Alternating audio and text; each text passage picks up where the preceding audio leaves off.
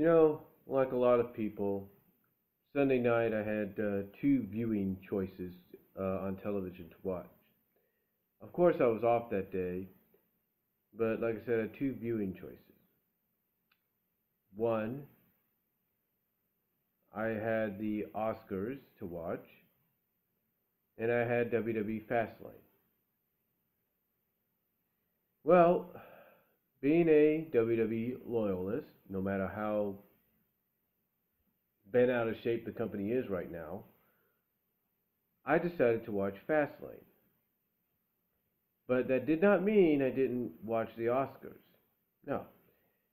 You see, what I did is I recorded the Oscars on my DVD recorder, and at times I would flip back and forth. Yeah. Because you see, I watched Fastlane on the WWE Network on my PS4, which surprisingly had a more smoother broadcast and had a more smoother streaming broadcast than what I would get on the Xbox 360. So I watched it there, and I would switch sometimes from Video 2, which was where I was watching Fastlane on, courtesy of my PS4, and I would switch over to Channel 4, which was where the cable's located at. Well, not Video 2, but I'd go from Video 1, where my PS4 is connected to, along with various other consoles and DVDs and stuff. And I'd go to Video 2, and I would watch the recording a little bit of the Oscars. So I would watch that. So I would go back and forth at times.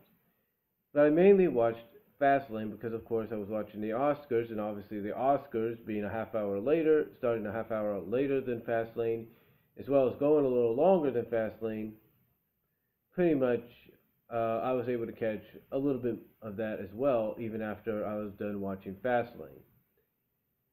And I will say this about Fastlane. The Memphis crowd. I know a lot of people are wondering why the Memphis crowd was even there, if they were going to be so dead. Well, according to sources, it wasn't really their fault. Apparently, there was some security or something that was there that was trying to keep people calmed down, basically keep them from getting rowdy or something. It had to do with basically security trying to keep things in order, keep things calmed down, or whatever. So, yeah, pretty much that's why, possibly one of the reasons the Memphis crowd was so dead. They weren't allowed to get as rowdy or as loud as they would like to because maybe security was getting on them. I don't know, but it's one thing that I'd heard. Maybe that's one rumor that I'd heard was the reason. But as far as Fastlane goes, I didn't watch the opening match because I was focusing on trying to get ready to record the Oscars and everything, so I didn't really watch the opening match.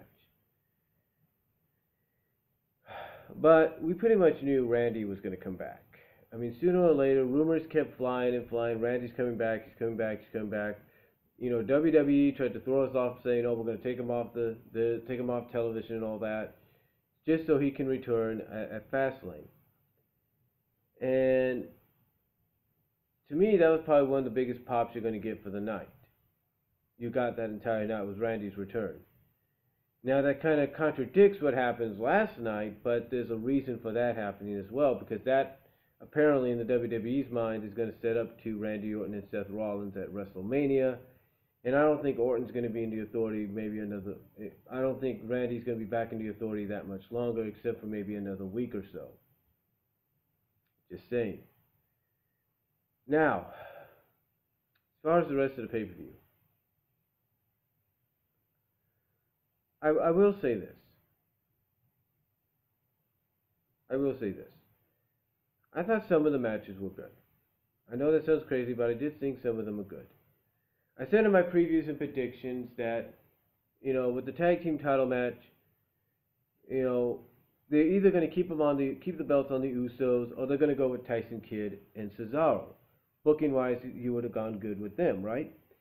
And that's obviously what they did. They went with Tyson and Cesaro. They're the masters of WWE, are now the tag team champions.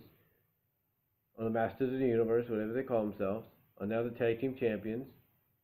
At least Tyson has something going now. He's not regulated to NXT or being a jobber. And nothing against NXT. But at least he's a champion now. But I do have to agree with Jeff of OTR Central about one thing.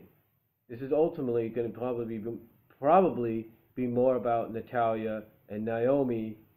And if the WWE is going to do what I think they're going to do, then yeah, I think some people are riding the Usos probably regaining the tag titles at WrestleMania, either during the kickoff show or during the actual card itself.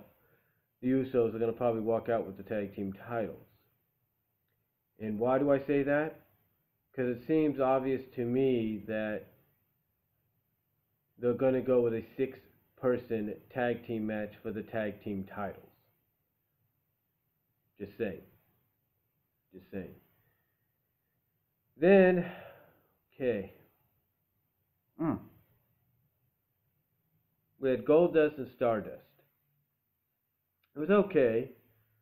I like the fact that they gave Stardust a little bit of Stardust Cody a new outfit to kind of different the fact that he's now separate from Goldust.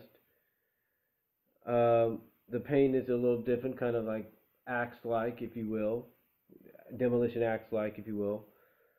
The storyline I like here is pretty good too, because you could tell that they're going to start going away from the Stardust character and go back to Cody being Cody Rhodes. You can already see that. Because basically the story being told here is Cody, he's basically the storyline being told here is, Cody is sick and tired of being overlooked by his father. Basically it's like Cody's getting sick and tired of his father overlooking him in favor of Goldust, in favor of Dustin. So that's pretty much what the story is. And like I said, it's probably going to culminate with Cody going back to Cody Rhodes, but after WrestleMania, and here's why. You have Goldust win here the way he did, and yes, the referee did botch the ending. He did botch the count. I think anybody can pretty much agree with that. He botched the count. But they had Goldust win here, which is going to hopefully lead to a rematch. And the rematch is going to be it's like I said in the preview prediction show, it's going to be a match where Goldust's career is going to be on the line. Basically, the stipulation that if Goldust wins,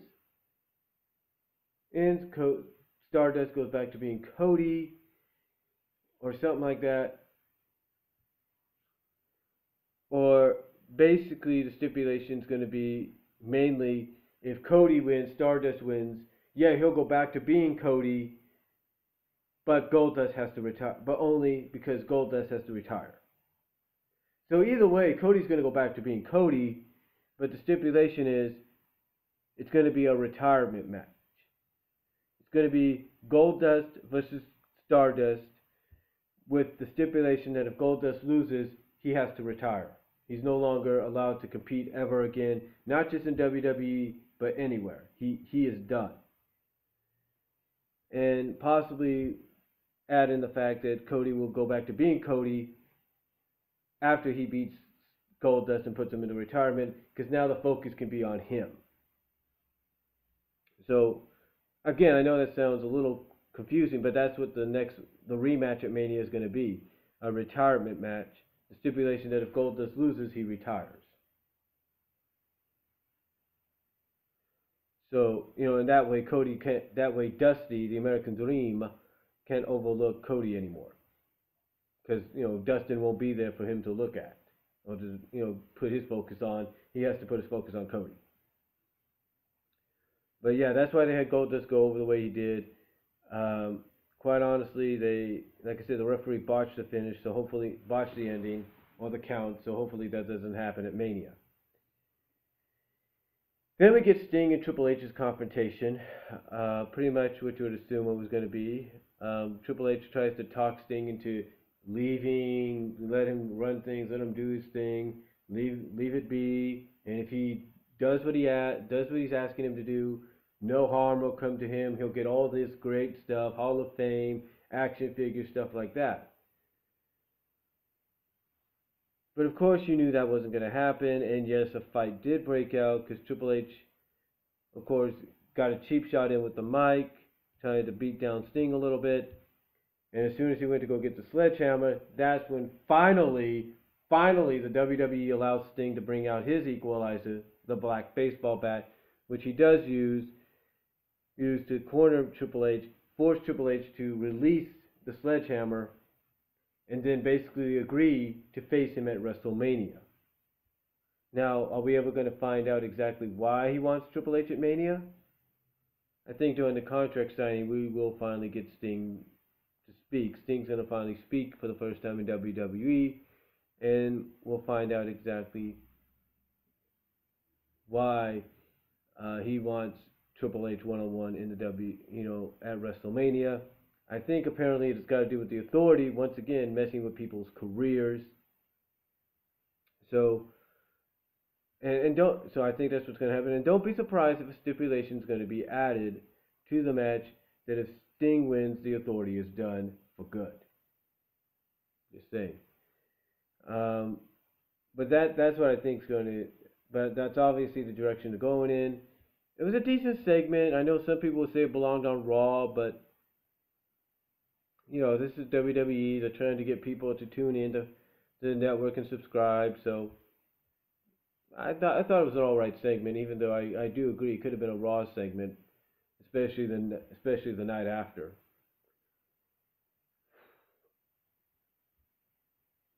Then we get to the Divas match. It was all right. I like how as of last night you got this hashtag Give Divas a Chance. I don't know who started that, but apparently there's a message being thrown around now that the WWE is, hey, give these divas a chance to shine in the ring. Let them show you what they can do. You're letting the NXT divas do it. Let the WWE divas do it. So, again, I don't know where that came from. Honestly, I got to look that up.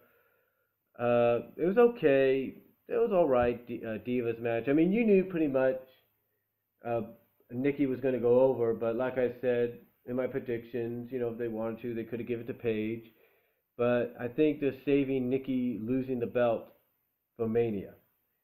Because I want you to realize something about Fastlane, and I'll get to that in a moment, about who a majority of the victors were. Okay? Now, we get to the United States Championship match.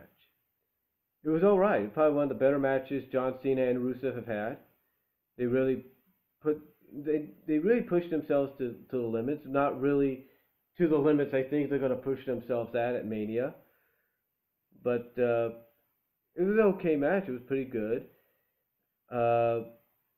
And I think booking-wise, they definitely showed that against certain opponents, Rusev has to rely on Lana helping out and winning the matches. So,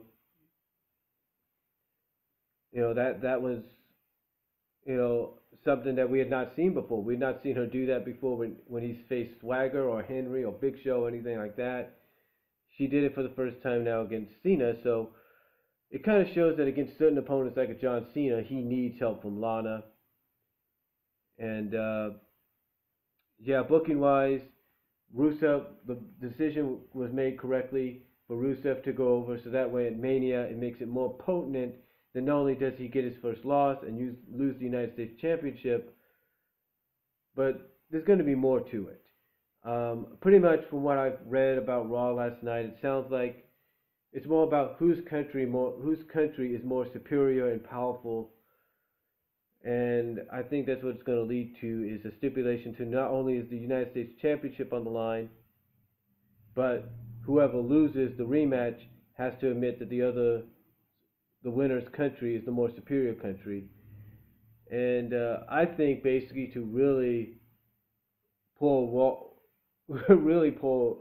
salt into the wound for Rusev and Lana when that eventual defeat comes, I think, and maybe they will, maybe they won't, but I think possibly WWE is going to be considering or should consider adding the stipulation that not only do they admit the United States is the most superior country, but they have to agree to also become official United States citizens or leave the country for good. So I think that's possibly might be something they might go with down the line. You know, they might even throw in Pledge of Allegiance to the winner's flag or something like that.